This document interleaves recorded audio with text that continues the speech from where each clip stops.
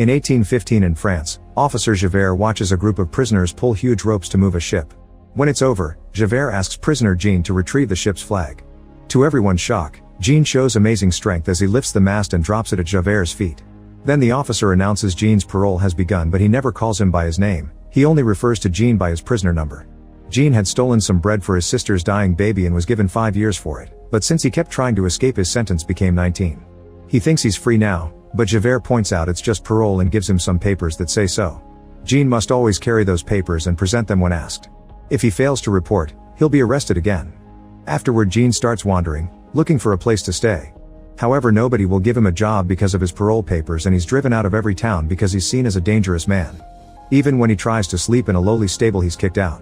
Jean tries to sleep inside a church and is found by the bishop, who invites him to have dinner with him and offers him a room. Jean is happy to have a good meal, but after the bishop goes to bed, he steals all the silver he can find and runs away. The next morning, the cops bring Jean back to the church and inform the bishop they caught him with stolen goods. However, the bishop lies to save Jean, saying the objects were a gift and even giving him more candlesticks. After the cops leave, the bishop tells Jean he must use the silver to start a new honest life. Jean is touched by the bishop's kindness and realizes he stole again because that's all he knows, but from now on he'll be a better man under a new identity. He also destroys the parole papers and throws them off a cliff. 8 years later at a factory, the foreman keeps harassing the working women and is particularly handsy with Fantine, so the other women judge her for it. One day the women notice that Fantine has a letter, so they steal it and read it to discover she has an illegitimate daughter named Cosette. A fight ensues when the women try to tell the foreman, but they're interrupted by the arrival of Jean. Under a new name, he's become the owner of this factory and the town's mayor. As he tells everyone to calm down, he's shocked to see Javert at the window, so he lets the foreman finish dealing with the employees. The women call Fantine all kinds of dirty names for having an illegitimate daughter, while Fantine tries to explain she doesn't go around with men, she simply had one boyfriend who left her. The foreman harasses her again, and when Fantine slaps him, she gets fired.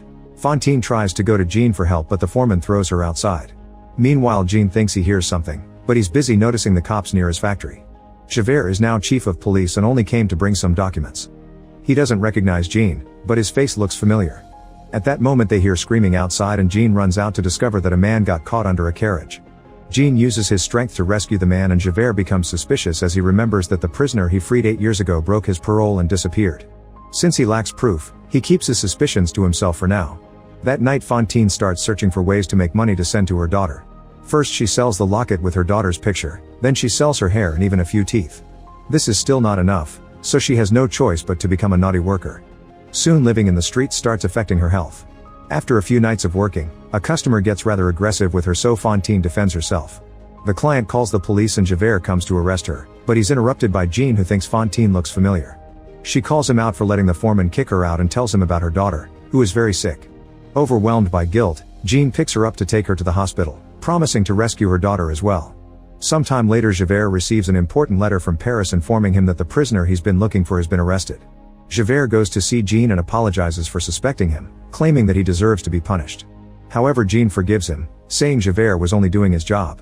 The rest of the day Jean is haunted by the thoughts of an innocent man being arrested in his place, and in the evening he decides to reveal his identity to the court, mentioning his prisoner number as proof. Nobody believes him, so Jean tells them to ask Javert before he's kicked out. Afterward Jean goes to the hospital to check on Fantine, whose fever is causing her to see hallucinations of her daughter.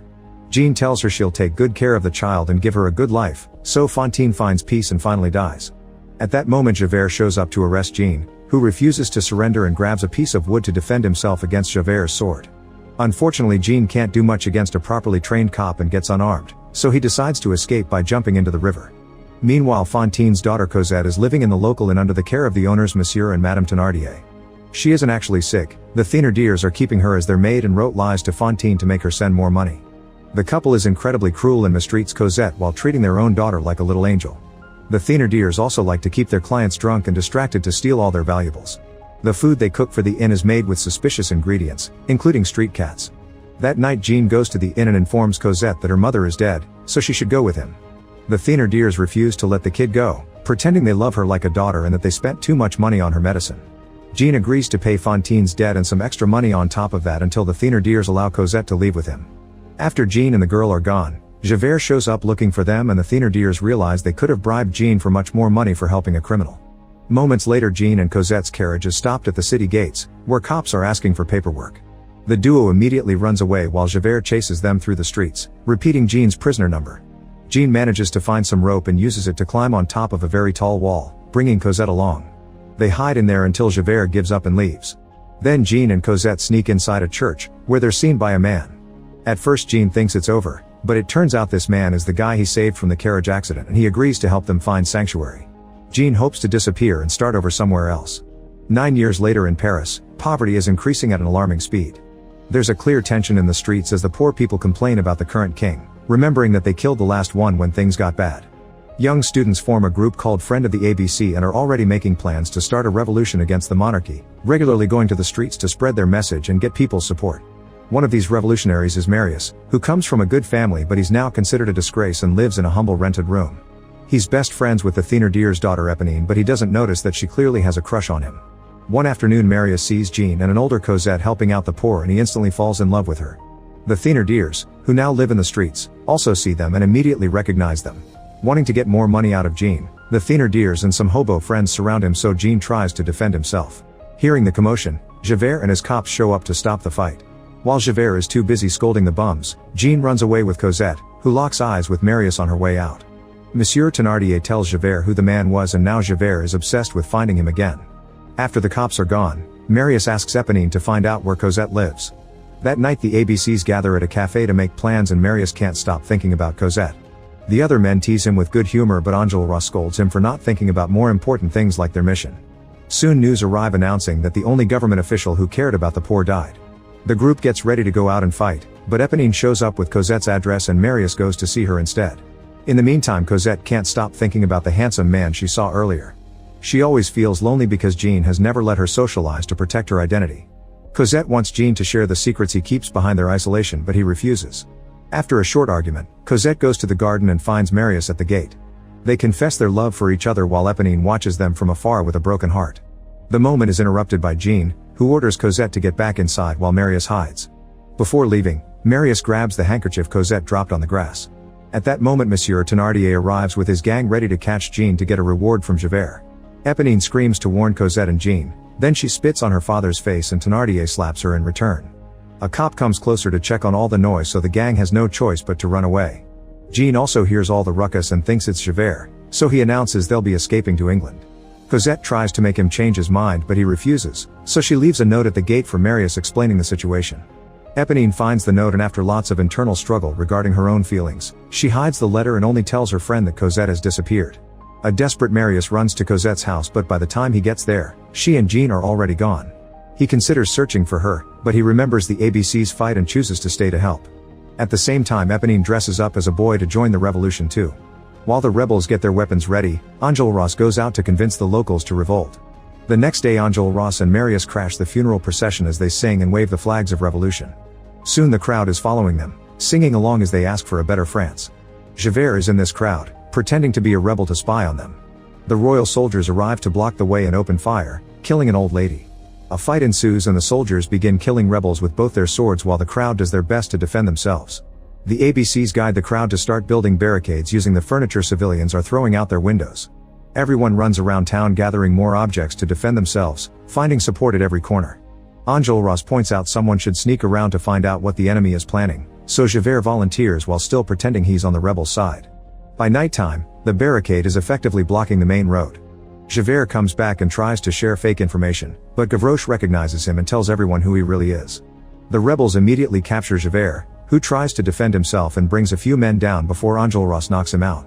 At that moment the soldiers show up and open fire, starting a new battle. Both sides begin losing men pretty quickly as the street becomes a battlefield. Marius runs ahead with a barrel of gunpowder and doesn't see the soldier about to shoot him, so Éponine jumps in to protect him and gets killed instead. When Marius threatens to blow up the barrel, the soldiers leave in fear. Afterward Marius checks on Éponine, who gives him Cosette's letter before dying in his arms. Then Marius writes a letter for Cosette and makes Gavroche deliver it, but it's Jean who receives him at the door. He reads the letter and is moved by Marius' feelings, so he runs to the barricade to protect his daughter's beloved. Jean dresses up as a soldier so he can walk without suspicion, but when the rebels sees him they think he's another spy. While Jean notices Javert tied up nearby, Gavroche comes to his defense. At that moment an enemy sniper appears on the roof and Jean yells a warning before he helps the rebels shoot him down. Now that everyone believes him, Jean asks them to let him execute Javert. Enjolras gives him permission, but once they're alone, Jean releases Javert and assures him he wants nothing in return except for proving he's a good man. Javert runs away while Jean shoots in the air to pretend he did kill him. The next morning Marius discovers that the rain damaged the gunpowder and they don't have much ammunition left. To make matters worse, civilians have gone home and only the ABC men are left. However, they refuse to surrender and take their position on the barricade to fight until the very end. Gavroche is eager to help and goes around picking up ammo from fallen bodies, only to be shot multiple times by the soldiers. Jean picks up the boy's body before the ABCs open fire, hungry for revenge. A new battle begins, and this time the soldiers use cannons to easily get the upper hand. One by one the rebels are killed, and the people in their homes refuse to open the doors for those trying to save themselves. Marius is knocked down, so Jean runs to pick his body up to then sneak around and escape through the sewers. Enjolras and the last rebels manage to enter an abandoned building, but the soldiers surround them and quickly kill them too. As a revolution symbol, Enjolras raises the flag and dies with it still in his hands. Moments later, while the soldiers are cleaning up, Javert puts his medal on Gavroche's body. He also notices Jean isn't among the bodies and hears some noises coming from the sewers. Jean is trying to move Marius' body without being noticed, but he slips and they both fall on a pile of excrement. There they are found by Monsieur Thénardier, who steals Marius' ring. Jean jumps on him and threatens to drown him until Thénardier tells him how to get out. Carrying Marius on his shoulder, Jean walks through several tunnels until he finally leaves the sewer. Unfortunately, Javert is waiting for him at the exit. Jean asks him for just 1 hour to drop Marius at the hospital, promising he'll turn himself in afterward, yet Javert still threatens to kill him if he moves. Noticing that Javert is having doubts about his own morals, Jean continues walking with Marius' body and Javert never stops him. Not knowing anymore who is good and who is bad, Javert decides to self-delete by jumping into the river. Sometime later Marius wakes up in his grandfather's house without knowing who rescued him. When he hears what happened to his friends, he returns to their headquarters to grieve. There he's found by Cosette, who comforts him and promises to take care of him. Jean watches them from afar and realizes that his presence will only bring more trouble.